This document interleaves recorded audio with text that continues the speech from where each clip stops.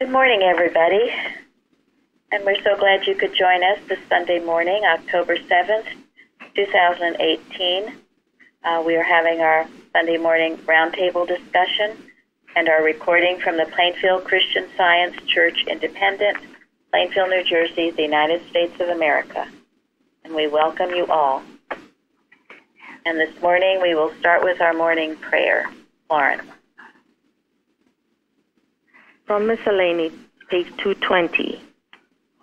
Each day I pray for the pacification of all national difficulties, for the brotherhood of man, for the end of idolatry and infidelity, and for the growth and establishment of Christian religion, Christ Christianity. I also have faith that my prayer availeth, and that he who is overturning will overturn until he whose right it is shall reign. Each day I pray, God bless my enemies, make them thy friends, give them to know the joy and the peace of love. Thank you. Perfect prayer for this morning. And then Mary Baker Eddy, Miscellaneous Writings. We today in this classroom are enough to convert the world if we are of one mind, for then the whole world will feel the influence of this mind, as when the earth was without form, and mind spake, and form appeared. Our subject this morning is unreality. Golden text, Isaiah. I, the Lord thy God, will hold thy right hand, saying unto thee, Fear not, I will help thee. I think this morning we'll start with a watching point, Linda. Watch number 335. Watch that you include a beaten air in every demonstration. Many recipes call for a beaten egg. When we are demonstrating, let us include the fact that the air is already beaten. Then we will not work to beat the air, but rise to the realization that it's already nothing, and we are beating nothing. Any comments on that? I like it. Well, and Mrs. Eddy says, don't beat out against the mist. Simply rise above it. If you're beating too much, you can make a reality out of it. No, it's beaten already because it's nothing, nobody. And keep it in its place always. That's why it's the 10 affirmations to the one denial. And that's often what the devil wants you to do, is to get down in the mud with it and beat. Because if it can get you there, then it can finagle and lie and cheat, steal, and try to make you look bad. And I think when it's like an anxiety or something, it's so uncomfortable, you want it out. You want to get out of it. And so the more you struggle against it and not rise above it, like Mary just said, the more real it is, and you're sunk really in it. So that says something about fear, doesn't it? Yes. What is fear? Believing in enough power apart from God. Exactly. Hopefully the temporary belief that there is something other than God that has power. So never forget that in dealing with it. Keep it nothing. You put your foot on its neck. Keep it there. And keep your focus on the Father, on God, on praising Him, on your blessings, on past healings you've had. Keep that your focus. Otherwise, you're focused on the problem, and the more you look at it, the more interesting it's going to house, and not in a good way. And that's called mesmerism. Yes, it is. Yes. In Watches, Prayers, and Arguments on page 128, Mrs. Eddy says, my health, strength, life, intelligence, action, etc. are subject to the governing and controlling power of the divine mind, and to nothing else, for there is no other power. I love that. So, remember that. Now, I also love, and I give it to many people to work with, memorize, Isaiah 41, verses 10 to 13. I read the golden text, was part of that. I, the Lord thy God, will hold thy right hand, saying unto thee, fear not, I will help thee. And it goes on in the lesson again. Citation 6. Carol, you want to read it? Fear thou not, for I am with thee. Be not dismayed, for I am thy God. I will strengthen thee. Yea, I will help thee. Yea, I will uphold thee with the right hand of my righteousness. Behold, all they that were incensed against thee shall be ashamed and confounded. They shall be as nothing, and they that strive with thee shall perish. Behold, they are all vanity. Their works are nothing. Their molten images are wind and confusion. I love that. Yeah. And I've been working with that all. Yes. Absolutely. It's a very comforting thing to work with often, especially if you struggle with fear. Have this picture of this kind and loving Father that's with you. You don't have to be dismayed, fearful. He's strengthening you. He's helping you. He's holding your hand, upholding you. And then he will take care of anything that's incensed against thee. Now that can be a lot of different things. Like what? Your own negative thinking. Thank you. It can be your own negative thinking that's so relentless and just keeps pounding you all the time. It's something that you're listening to constantly. Well, you're not asking for God's help with it. And don't mistake it for your thinking. It does not belong to you. That will help you see it for what it is and to get rid of it. Once you can see it for what it is, wind and confusion are really good words. Well, that's true. Absolutely. So, and usually it always starts there. It can also sometimes appear as a person, place, or thing. But whatever it is, if you stay with this, God's presence and power, His all power, you can overcome it. Anyone else on that? It could be I co-workers, think could we're so be family members. bombarded with the negative thinking about everything that's going on television, even on the conversations with other people, friends, or even family. Is that negativity that sometimes I might even find myself reading the lessons, the daily lesson, and I start. All of a sudden, my thought is like 100 miles away from my lesson. I'm thinking about something that somebody said, and it was very negative. And boy, I tell you, I'm becoming a little bit better at catching myself and bringing myself back to what I'm doing at the present moment, which is, the lesson and being with God. So, but it's really a struggle sometimes.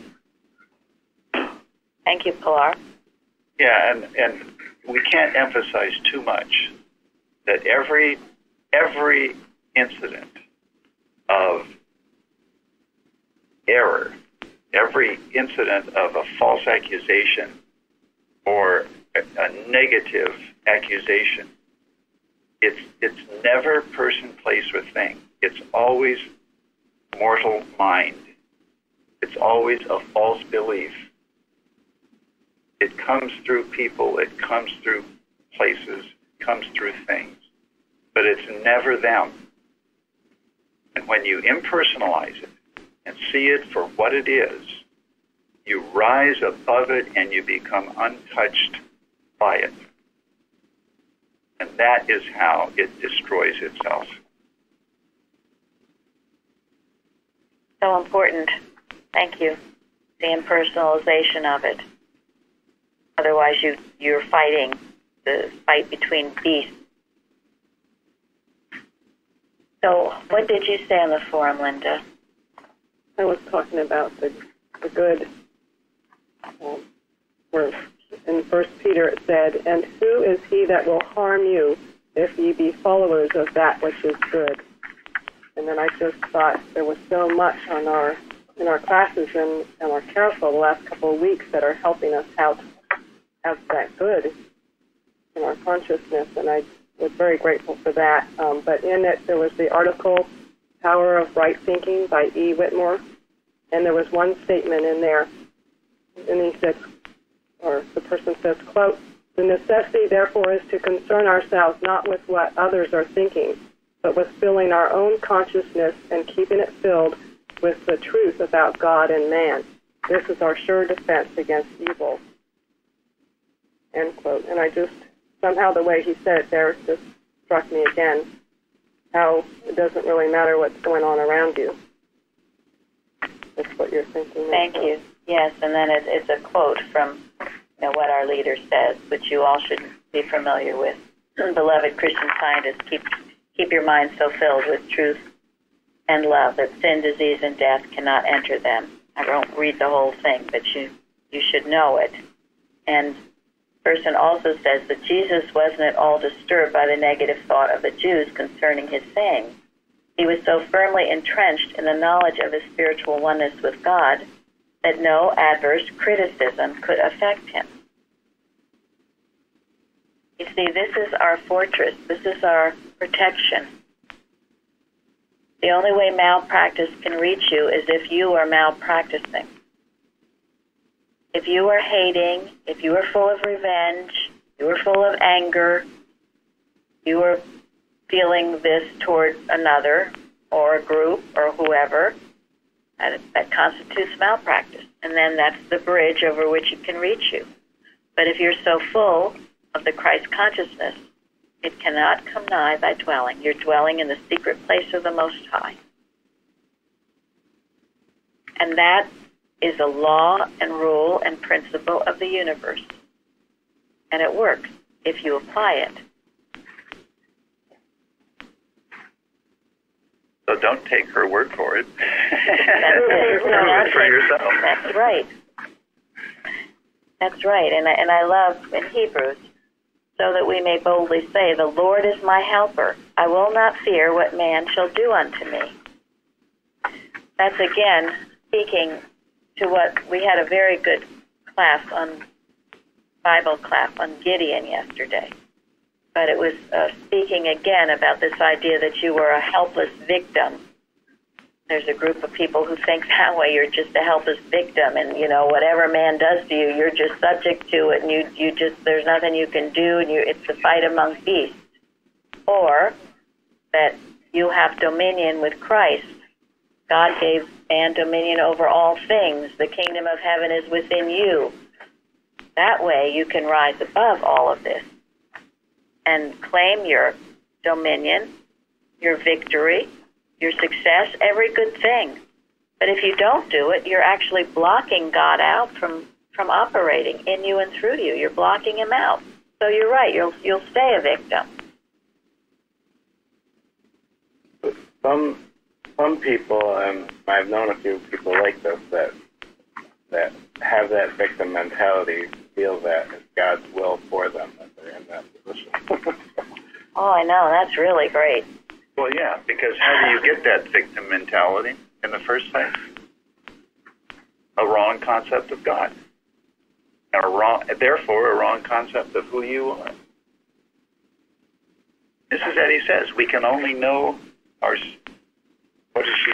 This is not a direct quote, but we can only know as much about ourselves as we know of God. Seems to be almost a contest nowadays for individuals to earn victim points or to hold it as some kind of virtue or something. They call it the oppression Olympics. There's even a terminology for it.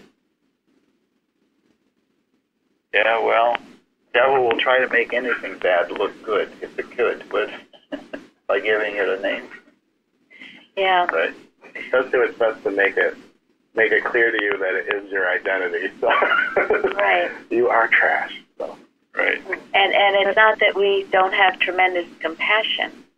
We must have that compassion of Christ to help and to lift up those who need it, but not to see them as a victim that that's being trashed on, because that doesn't help them. That only keeps them there. They're not seeing them correctly. In Science and Health, man reflecting God's power has dominion over all the earth and its hosts. That was Gideon, the mighty man of valor. And what is valor, Lauren? It's fearlessness, strength. Yeah. Thank you. Yeah, God's strength, that is. Yes. You only have bravery. Bravely, yes. As his reflection. It's not anything you conjure up yourself. But I think, when people don't know any better or don't understand God correctly, then they don't know that this victim role is not anybody's. So I'm just grateful that the truth about what God is and therefore what man really is going out through Christian Science. Because if you don't know, you don't know. Why the life you live can be such an important example for so many people. Thinking about the victim thing, I was reminded of a few weeks ago, we were talking about the chosen ones, and Gary said something to the effect of the chosen one is someone who chooses to obey God. And so I've been thinking of that since. And this is the importance of people knowing the Bible, learning about it, and getting this truth out. And we know as we pray and are knowing the truth, it is getting out. And as was quoted yesterday from this article Suzanne found, Gideon's 300, in a Liberator magazine, one right thought has more activity, power, and impulsion than any number of wrong thoughts, no matter how often or how vehemently expressed. So, the victim mentality might be out there being repeated over and over and over, but that does not give it power, because it's false. Now, I thought of myself for quite some time as a victim, and I blamed everybody. And guess what? Didn't help. I was totally miserable, and I got more of the same, more being victimized. It was horrible. So I'll tell you from firsthand experience, it doesn't work. It doesn't work. And I even had, some science background. So it took a lot of bashing, and that's why we do these times together week after week, to get it instilled in you, the truth instilled in you. You are never a victim. Don't blame. Look within for the answers, and you will find it. Recently there was someone I was trying to help. She was convinced she was a victim. I think she wanted to be a victim because that way it wasn't her fault somehow. It was everybody else's fault. But that's a very high price to pay to feel you're off the hook. Okay. It might feel great for 2 minutes, maybe 5 minutes, you're off the hook. But it doesn't, it's not good, no. And because of that, because she was so argumentative about it, I got where I couldn't reach her. I couldn't help her. She just wanted to be the victim. Was everyone else had more advantages. Now that could be humanly true. Maybe it would look like, you're born into some situation where you don't have much. So what do?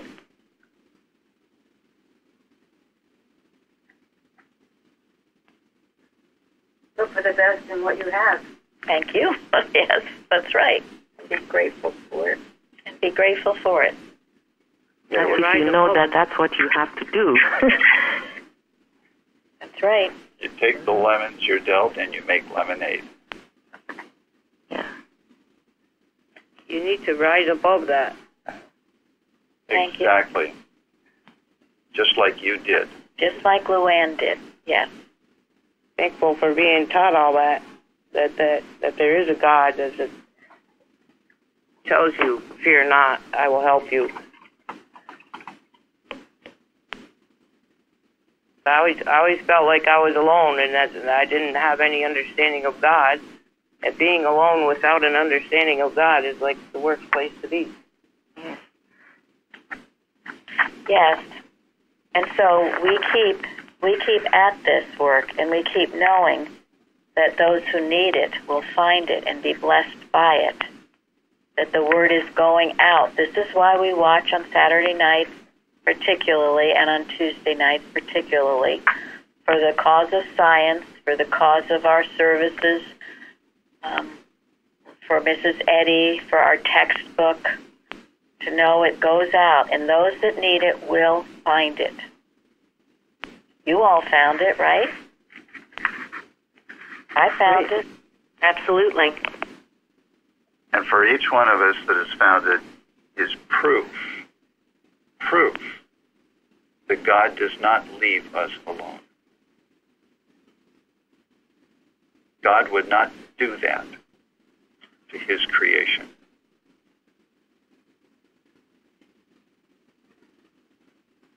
God would not leave anybody alone. And that is the power in our watches.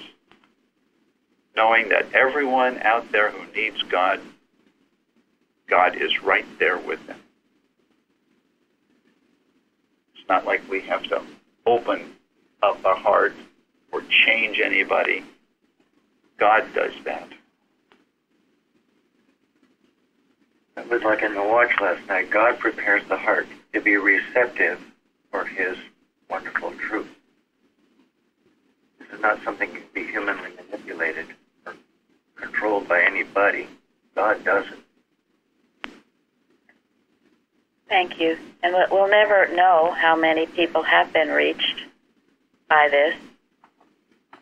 And it doesn't matter, because God is working. I call it Johnny Appleseed. The seeds are planted where the ripples go out.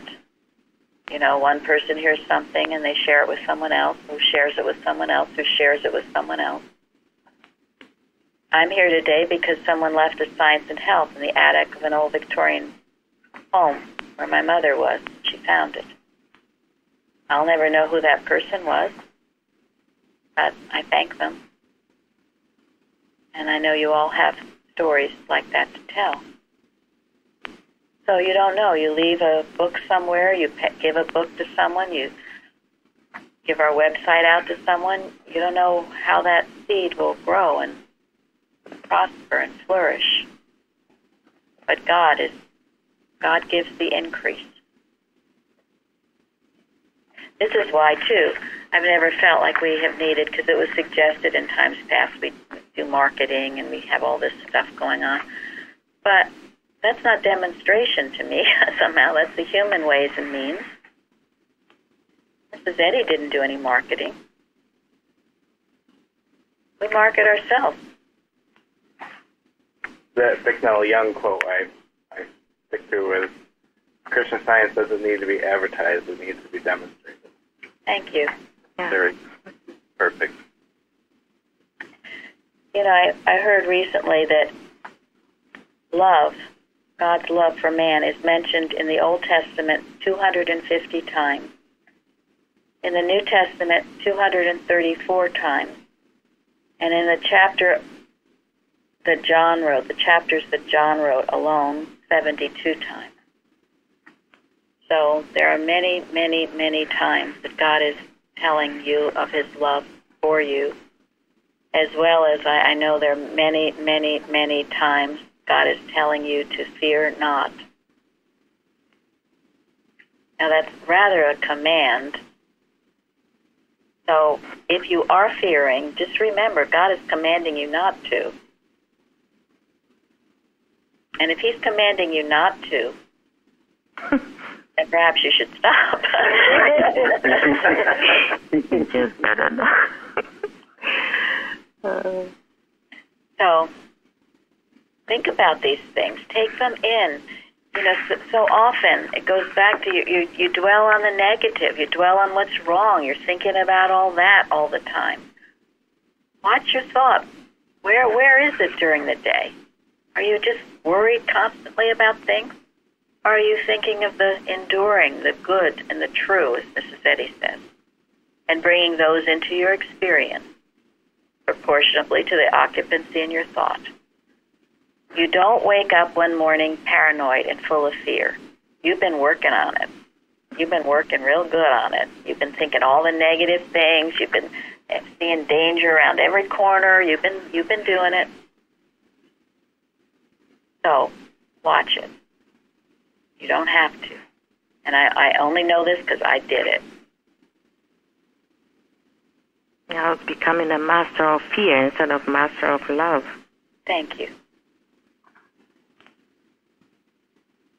And truly, fear is the absence of love. You cannot be afraid and feel love at the same time. I don't think you can be afraid and feel gratitude at the same time. I don't think you can be negative and feel gratitude at the same time.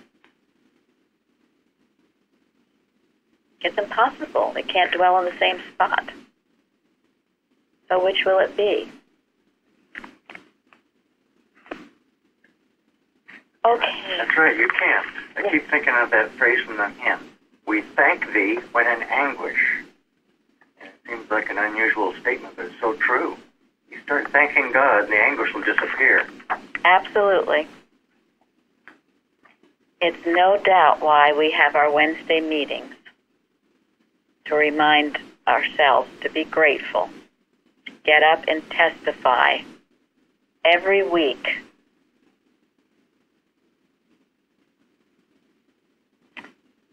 And in the lesson, Mrs. Eddy says, the understanding, even in a degree, of the divine all-power destroys fear and plants feet in the true path, the path which leads to the house built without hands, eternal in the heavens.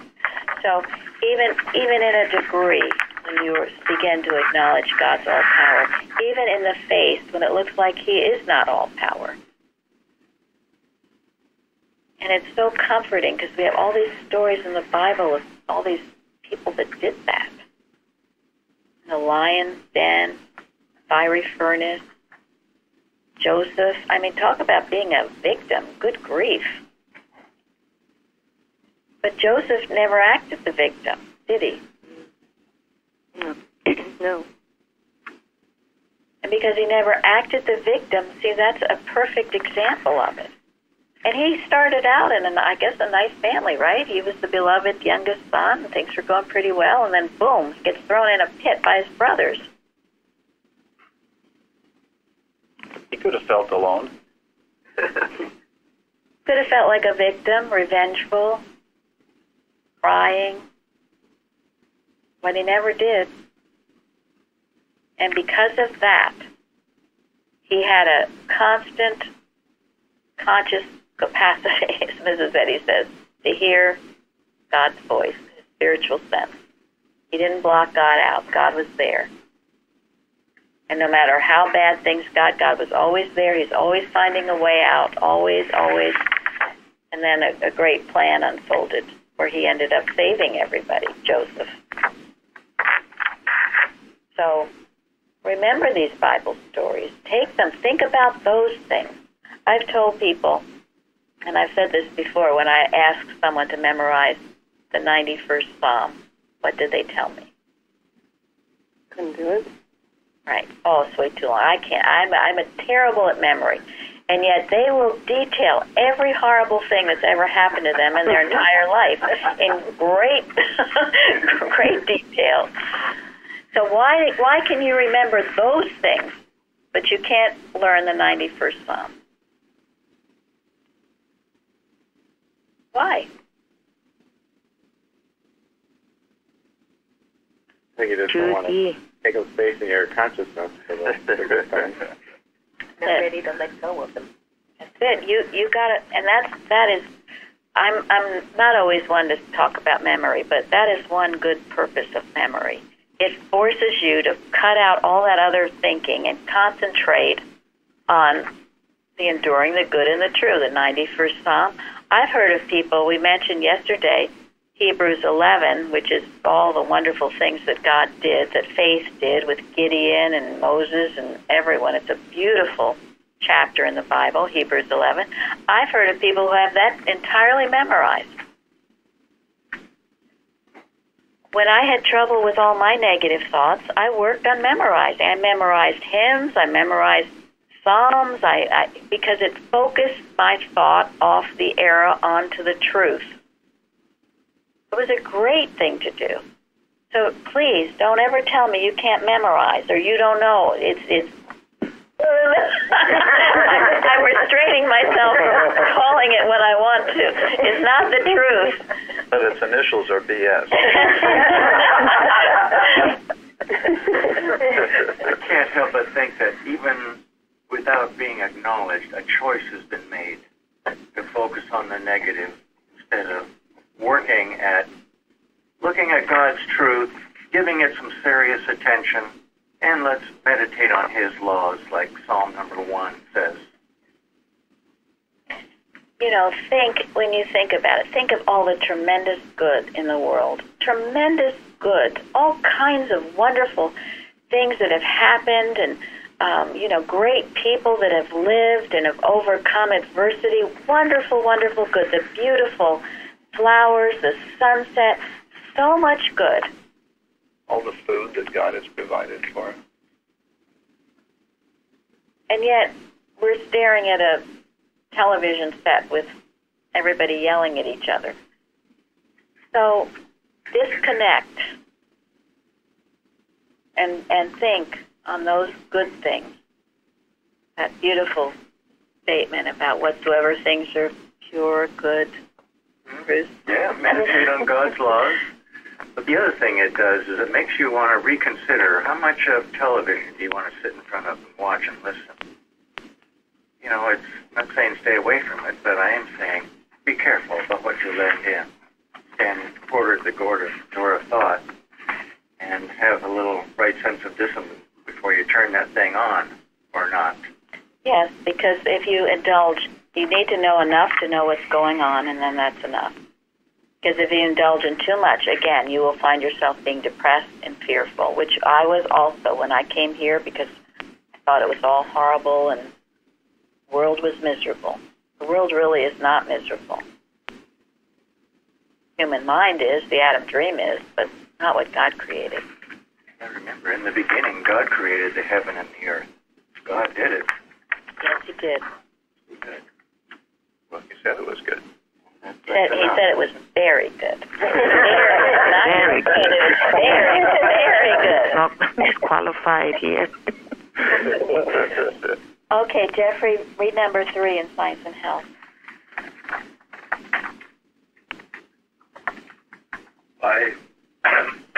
By looking a tiger fearlessly in the eye, Sir Charles Napier sent it towering back into the jungle. An animal may infuriate another by looking it in the eye, and both will fight for nothing.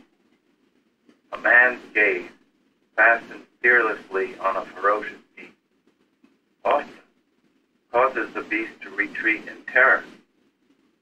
This latter occurrence represents the power of truth over error. the might of intelligence, exercised over mortal beliefs to destroy them. Isn't that wonderful? So, what mortal beliefs are bugging you? And instead of running from the mortal beliefs, why don't you turn around and gaze at them fearlessly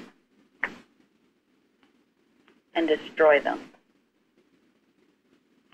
Wasn't there an incident where Mrs. Eddy was at the city zoo or something, and she slipped under the rope and went up to the lion's den and put her hand on the paw of the lion, just to prove, I guess, something like that the fearlessness, if you look the animal fearlessly, then no harm will come to you. Thank you. I don't think I'd ever heard that. I've never heard of that. No. It was in you certainly do know that in Daniel and the Lion's Den. Right. Daniel. something like that. 7 hungry lions. Wow. There was a time when the circus came to town. This could be a different time. That the lion was roaring, so she took a student and went to the circus and stood in front of the lion's den until it stopped roaring. And then they went home, much to the dismay of the student, because they thought they were going to spend the whole day at the circus.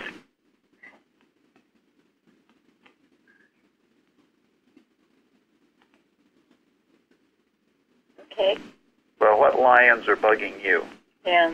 Get back to the That's relevant the issue thing. here.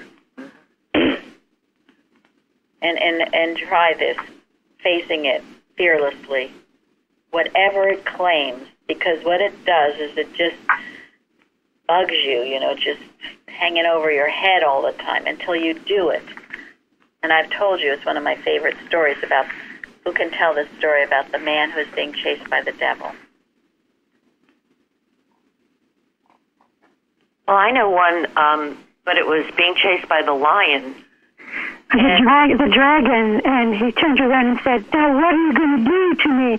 And the dragon said, "I don't know. It's up to you." It's your dream. Yeah, the devil said, "I don't know. This is your bad dream." Yeah, I don't know. It's your bad dream, and that's always it.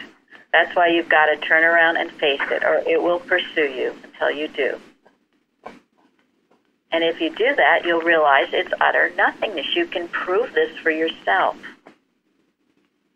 But otherwise, it'll just have you always flitting around in the back of your mind. Oh, it's, I've got some horrible disease, or I'm, or something terrible's going to happen, and I'm going to lose my job, or all this stuff that flits around in your head. You got to face it. And the tough ones are the ones that involve your own family, aren't they? I don't want to face this error because it might upset my husband or my wife, my child. Well, that's personal sense, isn't it?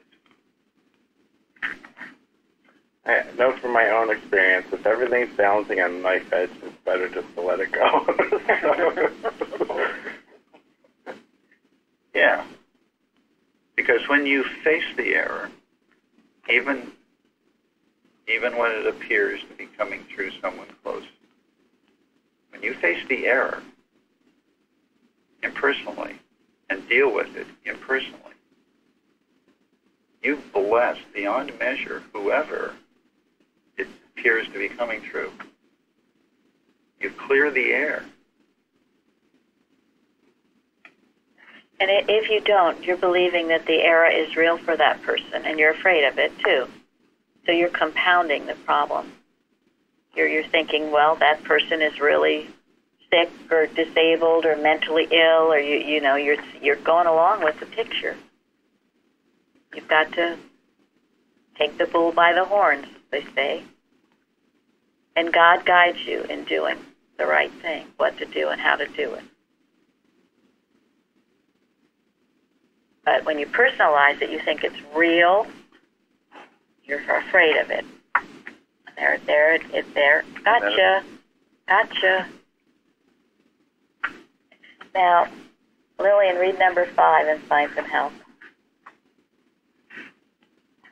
Doctors should not implant disease in the thoughts of their patients, as they so frequently do by declaring disease to be a fixed fact, even before they go to work to eradicate the disease through the material space which they inspire. Instead of furnishing thought with fear, they should try to correct this turbulent element of mortal mind by the influence of divine love, which casts out fear. Thank you. They declare to you day after day, week after week, on every ad on television and every bulletin board and poster, disease is a fixed fact. Now, let's challenge that. Disease is not a fixed fact. It is a false belief. Try dealing with it that way. If you've been handed some doctor's verdict, don't just crumble and think, oh, fixed fact, goodness, that's it. It's a false belief. You're under a mesmeric belief. It is not a fixed fact. If it were a fixed fact, Christ Jesus couldn't have done all this miraculous healings, not to mention many others. So let's turn the tables. Let's be this courageous warrior of valor, a mighty man. Let's not be the cringing, weak little nothing. Let's see. Jeremy, I want you to read the last paragraph in citation 6, or the next to the last that is said. In citation 6? 7, I'm sorry, 7. Oh. The less that is said of physical structure and laws, and the more that is thought and said about moral and spiritual laws, the higher will be the standard of living, and the farther mortals will be removed from imbecility or disease. And the last. We should master fear instead of cultivating it. What's imbecility? Foolishness. Behavior. Stupid behavior. Who else was speaking? I said foolish. Foolishness. It's feebleness of body and mind and intellect. So what gets us there? Thinking about the physical laws. Right. Yeah. Forgetting the moral and spiritual law. Yes. You're always thinking about the physical laws. You're teaching them to your children. Oh, if you do this, you're going to get that. Oh, it's an inherited disease. Oh, and you're thinking and you're talking and that's what you're doing. Well, guess where you're going to be led to?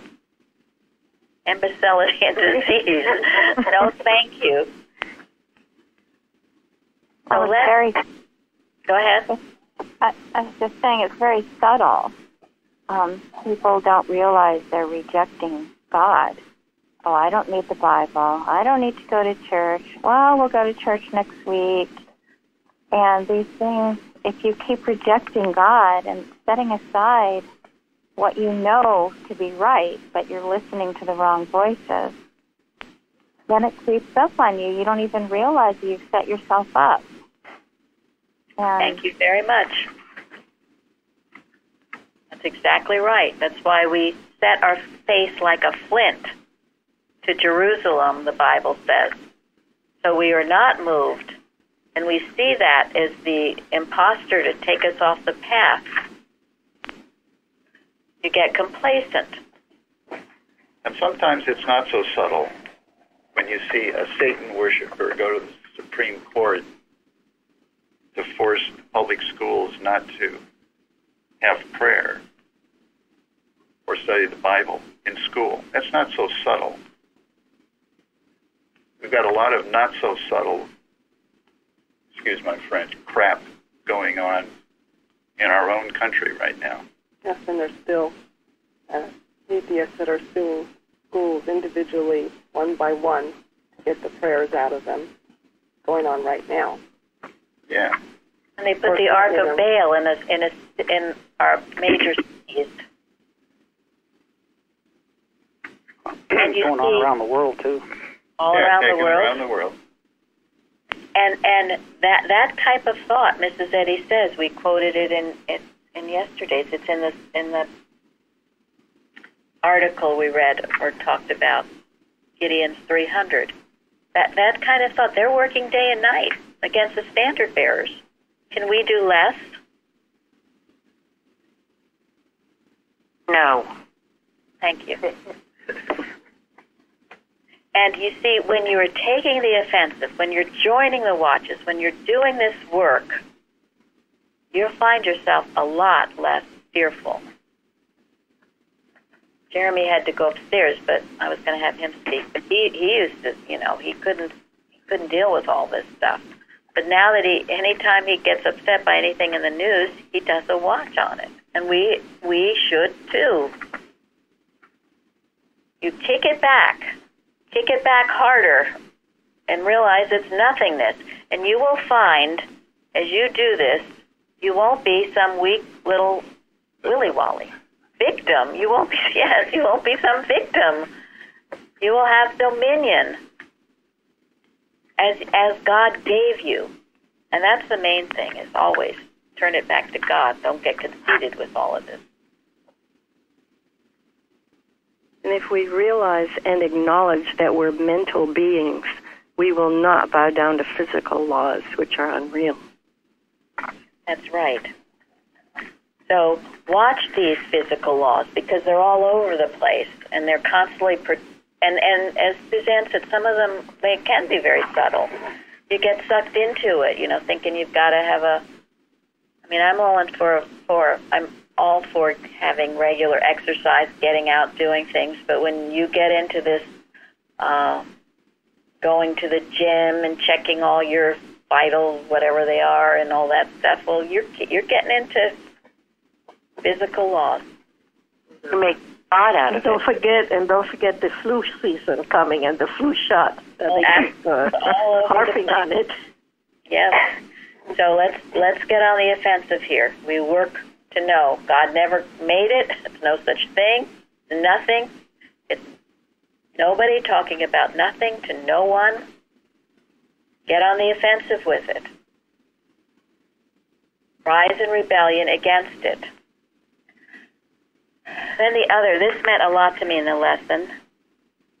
By those uninstructed in Christian Science, nothing is really understood of material existence. Mortals are believed to be here without their consent and to be removed as involuntarily, not knowing why nor when.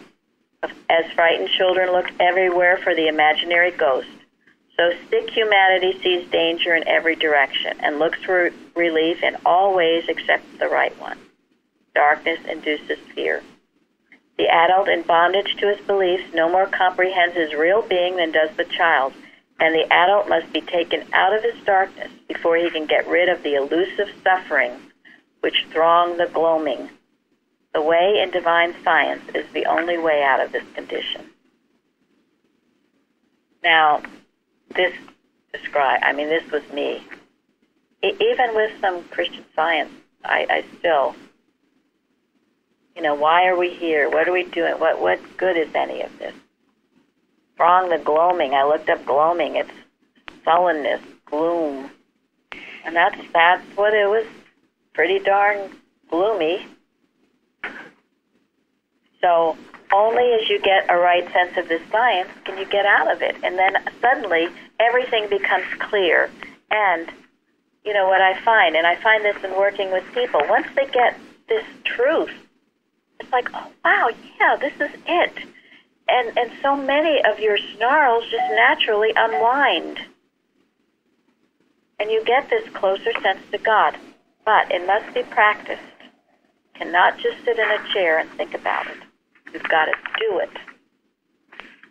Okay, we're going to end with Pulpit and Press by Mrs. Eddy.